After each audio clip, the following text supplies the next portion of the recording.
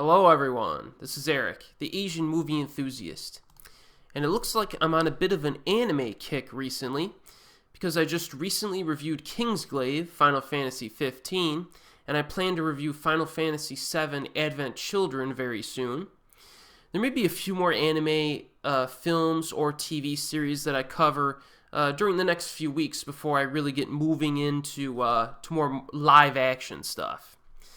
So this is my review of Hellsing Ultimate, a series of 10 Japanese anime OVAs, approximately 45 minutes each, that were released from 2006 through 2012.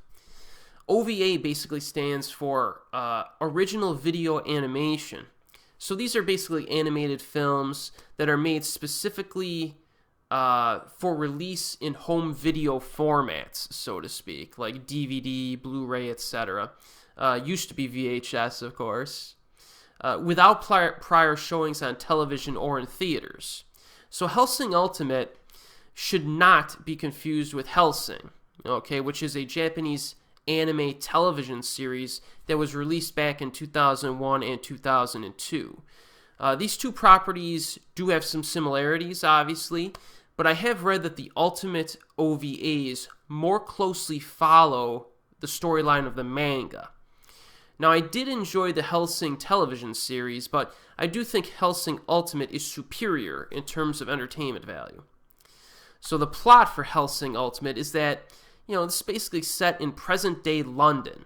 The Protestant Knights, led by an ancestor of Abraham Van Helsing, and the vampire Alucard, battle against vampires, zombie-like ghouls, and a Nazi army that has been dormant for decades. So we begin with a flashback at the beginning here, showing Sir Integra Fairbrook Wingates Hellsing, that's a mouthful, assuming leadership of the Hellsing organization as she resolves a conflict with her older uncle, with the help of the vampire Alucard, of course. It then shifts back to the present day after that scene, where Alucard goes on a mission to the town of Cheddar to silence a vampiric priest who has been killing townspeople, and in the process also turns a young police girl, Seras Victoria, into a vampire.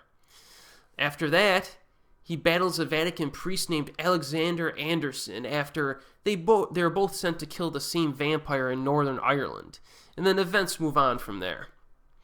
So the first observation to be communicated is that the animation quality is very high quality stuff. Don't assume that because these movies are direct-to-video that they must have shoddy production values. On the contrary, these movies look and flow very well. And we saw this also with the Marduk Scramble trilogy, which I also don't think were ever released in theaters. And those look outstanding as well. So, when you think of OVAs, obviously the quality of the animation can vary greatly based on the budget and a lot of other factors, but in this case, the animation quality is really good. And the horror-related imagery greatly benefits from this because of the very detailed animation that helps to create a lot of fantastic, artful, beautifully macabre imagery from start to finish. There is a ton of horror imagery in this, and it is glorious to behold. With that said, the viewer needs to understand, though, that there is a lot of graphic bloodletting and violence in Hellsing Ultimate. It may seem like it goes a bit too far in that regard during some moments, but it is perfectly complementary and consistent with the story and characters. Looking back after watching this for a second time now, it would have actually felt kind of weird if this film series had tempered its violence and gore for a softer approach. I think it was nice to see an anime pull no punches in that regard, and I think it was a good choice. Now, just as impressive as the horror is the action.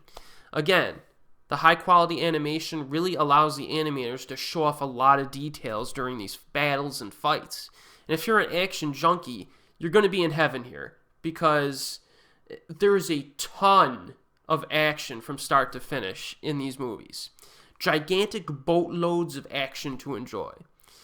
Lots of different kinds of fights as well. You got one-on-one duels, small group conflicts, You have massive military battles, etc. Very creative as well in terms of the abilities and the forms of attacks from both the protagonists and the antagonists in these battles. Really impressive stuff here. A lot of very entertaining.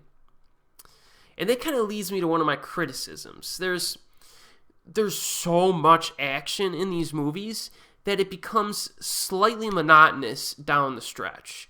I'm specifically referring to the big battle in the city of London that extends over multiple episodes. I've read some online reviews that claim that the final 6 episodes are actually one big battle, but I disagree with that. Episodes 5, 6, and 7 are completely distinguishable and different from one another in terms of their location and the villains that our protagonists have to fight, as well as which protagonists fight which villains.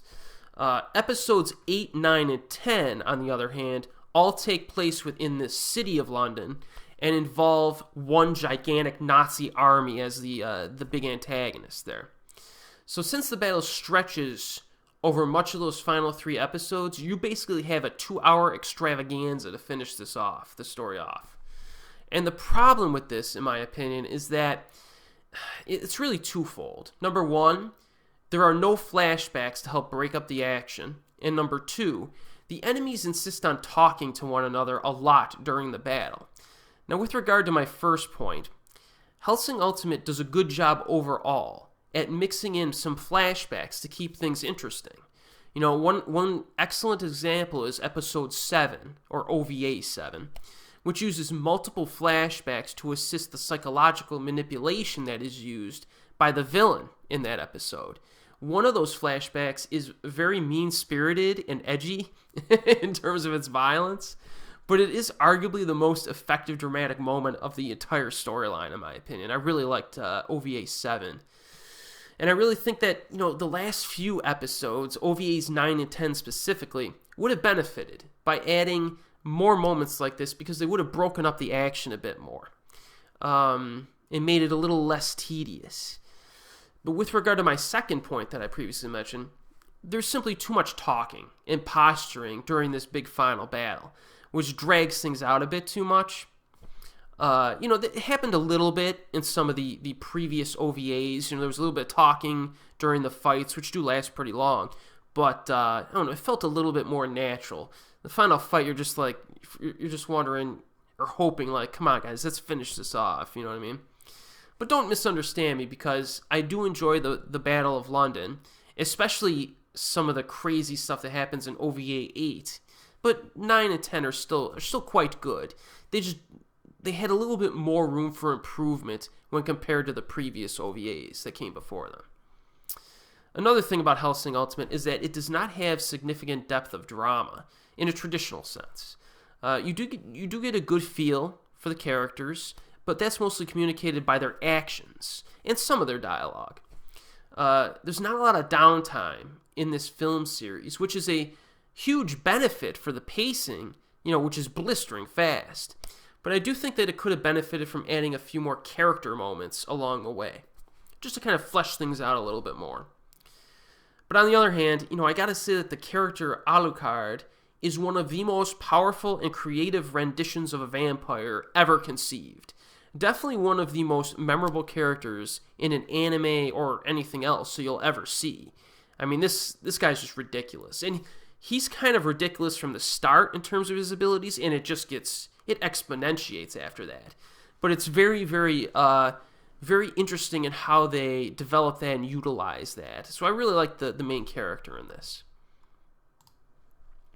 So those are my thoughts on Hellsing Ultimate, which I highly recommend to those of you who enjoy, anime with very strong horror and action elements to them. It is widely available on DVD and Blu-ray, but it is broken up into 3 different box sets. You have the first box set has OVAs 1 through 4, the second box set has OVAs 5 through 8, and then the third box set has OVAs 9 and 10. Now, when I watched this initially, it was kind of a pain in the butt, because you're talking about a 10-part film series that was released sporadically over the course of 7 years. So you might watch I remember watching the first 6 or 7 OVAs, and then you had to sit around and wait for the next OVA to come out, and you had no idea when it was going to come out. And to make matters even more complicated, I think there were multiple directors and multiple animation production companies that were involved in making this.